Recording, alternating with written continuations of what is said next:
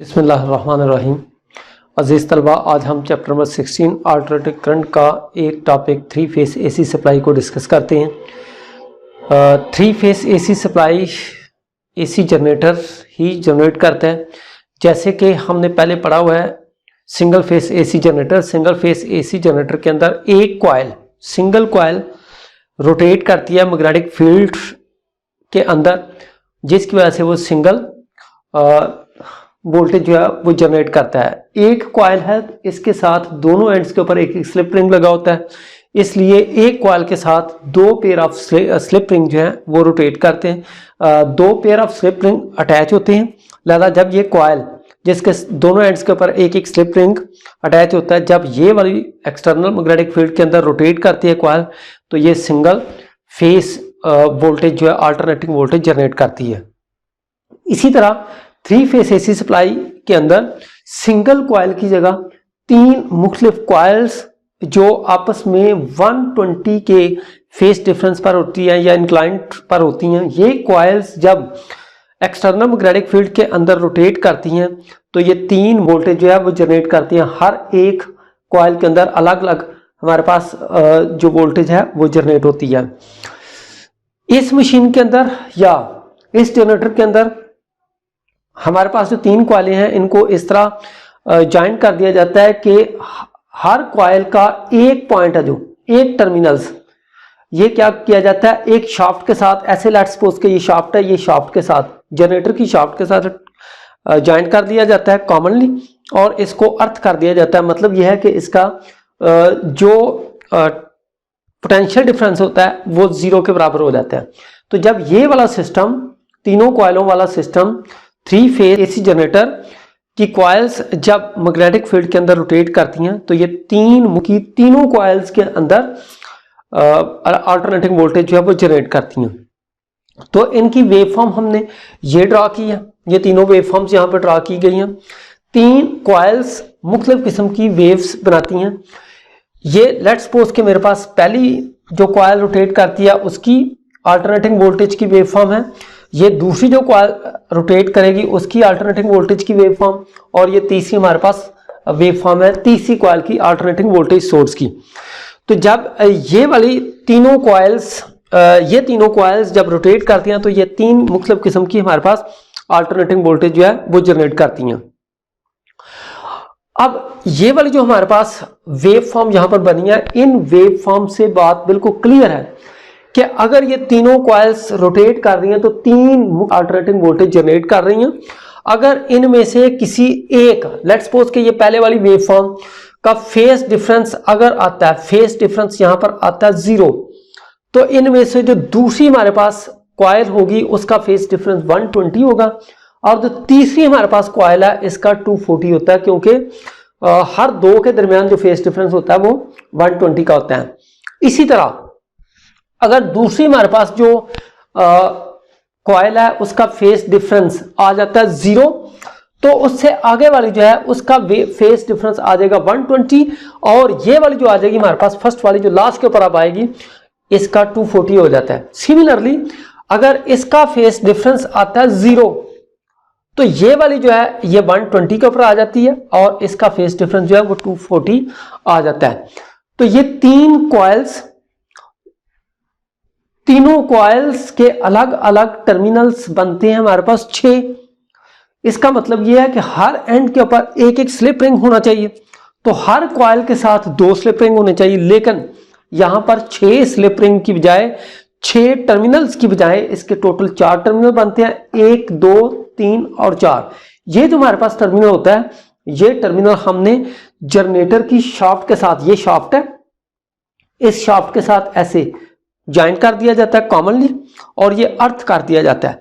तो लिहाजा यहां पर हर कॉइल के साथ 2-2 स्लिप रिंग की बजाय इनके एंड पॉइंट्स के ऊपर एक एक स्लिप रिंग लगाया जाता है, और यहां पर कॉमनली एक स्लिप रिंग जो है लगाया जाता है। बस ये हर कॉइल के साथ 2-2 स्लिप रिंग होने की बजाय ये वाला जो हमारे पास स्लिप रिंग होता है ये कॉमन होता है, तो लिहाजा 4 टर्मिनल्स होते हैं, 4 ही स्लिप रिंग होती हैं। तो जब ये वाली हमारे पास सिस्टम एक्सटर्नल मैग्नेटिक फील्ड के अंदर रोटेट करता है तो 4 टर्मिनल्स वाली ये 3 कॉइल मिलके हमारे पास 3 अल्टरनेटिंग वोल्टेज सोर्स बनाती हैं। और हर ये देखें, ये कॉमन टर्मिनल्स, ये अर्थ होता है 0 है, जबकि ये लाइव टर्मिनल, ये लाइव टर्मिनल, ये लाइव टर्मिनल, इसका और ये जो हमारे पास है इसका फेस डिफरेंस जो है ये आता है हमारे पास 230, ये एवरेज वैल्यू आती है हमारे पास 230 वोल्ट की। जबकि हर दो ये फेस इन दोनों के दरमियान, ये वाली जो है लाइव्स के दरमियान आता है हमारे पास 400 वोल्ट आता है। दो लाइव टर्मिनल्स, लाइव वायर्स के दरमियान जो हमारे पास टोटल वोल्टेज जनरेट होता है वो 400 होता है। एक अर्थ और एक लाइव, ये लाइव है और ये अर्थ है, इसके दरमियान 230 वोल्ट एवरेज वोल्टेज पैदा होती है। जबकि दो लाइव वायर्स के दरमियान हमारे पास 400 वोल्ट जो है वो जनरेट होती है। इसके बाद इसके यूजेस हैं, ये 3 फेस एसी सप्लाई के हम कहाँ पर यूज करते हैं, इसके एडवांटेज क्या है। इस तलबा आइए आज अब हम इसके कुछ यूजेस पढ़ते हैं 3 फेस एसी सप्लाई के। तो सबसे पहली बात तो ये है कि हमारे पास जो सिंगल फेस सप्लाई होती है उस पर लोड जो है वो इतना ज़्यादा हम नहीं डाल सकते, क्योंकि जो लोड होता है वो सारे का सारा सीरीज़ में होता है और सीरीज़ के अंदर आपको पता है कि वोल्टेज जो है वो ड्रॉप हो जाती है। तो लिहाजा हमें मोस्टली जहाँ पे बहुत सा हैवी लोड की ज़रूरत होती है, जैसे कि कॉलेजेस होते हैं, फैक्ट्रीज होते हैं, तो वहाँ पे बहुत सा लोड एसी मशीनरी, एसी मतलब एयर कंडीशनर चल रहे होते हैं, वहाँ पे बहुत से और भी बहुत से अप्लायंस चल रही होती हैं। कहीं पे हमें हैवी वोल्टेज की भी ज़रूरत होती है, तो वहाँ पे सिंगल फेस सप्लाई जो है वो कामयाब नहीं होती, उधर हम 3 फेस एसी सप्लाई जो है वो लगाते हैं। पहला स्टेप ये देखें, घरों के अंदर बहुत सा लोड हो सकता है, बहुत बड़े बड़े जो घर होते हैं वहाँ पर एयर कंडीशनर्स होते हैं वो ज़्यादा यूज़ किए जाते हैं। तो एक एयर कंडीशनर्स एक लाइन के साथ, फिर दूसरा, फिर तीसरा, फिर चौथा जब लगाएंगे तो 3-4 लोड एक लाइन के साथ एयर कंडीशनर्स के लगाने से लास्ट वाला जो होगा उसमें वोल्टेज ड्रॉप हो जाएगी। पहले वाले में तो 230 तक आएगी वोल्टेज, लेकिन जो दूसरा होगा उसमें ड्रॉप हो जाएगा, वो हो सकता है 220 से भी ड्रॉप हो जाए, जो थर्ड है वो उससे भी ड्रॉप हो जाए, और जो उससे आगे लगा होगा उसकी वोल्टेज जो है वो इतनी कम ड्रॉप हो जाएगी कि मे बी वो काम ना करे। तो लिहाजा यहाँ पर हमें जो बड़े बड़े हाउसेज होते हैं, फैक्ट्रीज होती हैं, कॉलेजेस होते हैं, वहाँ पर जो हमारे पास टोटल लोड होता है वो 3 हिस्सों में डिवाइड होके, तो हर किसी एक लाइन के ऊपर एक्स्ट्रा लोड या ओवरलोडिंग नहीं होती। पहली बात तो ये है कि हम लोड को 3 हिस्सों में डिवाइड करके हर लाइन के ऊपर ओवरलोडिंग को बचा सकते हैं। दूसरी बात यह है कि जब हम 3 फेस एसी सप्लाई यूज़ करेंगे तो उसमें कोई एक सिंगल लाइन जो है वो ओवरलोडिंग नहीं होगी। जो इसमें जो तीसरा पॉइंट ये है कि अगर बहुत से एयर कंडीशनर्स मोटर सप्लाई जो है वो यूज़ किए जाएंगे तो लाजमी तौर पर सिंगल फेस एसी सप्लाई जो है वो उसको कामयाब नहीं कर सकती, या उसको प्रॉपरली वोल्टेज, तमाम अप्लायंस को प्रॉपरली वोल्टेज प्रोवाइड नहीं कर सकेगी। तो इसके लिए हमें 3 फेस एसी सप्लाई जो है वो यूज़ करनी पड़ेगी, जिसकी वजह से तमाम के तमाम अप्लायंस, एसी मोटर्स या फिर हैवी मशीनरी जो 400 वोल्ट के ऊपर भी काम करती हैं उसको 3 फेस एसी सप्लाई से आप लोग प्रॉपरली चला सकते हैं।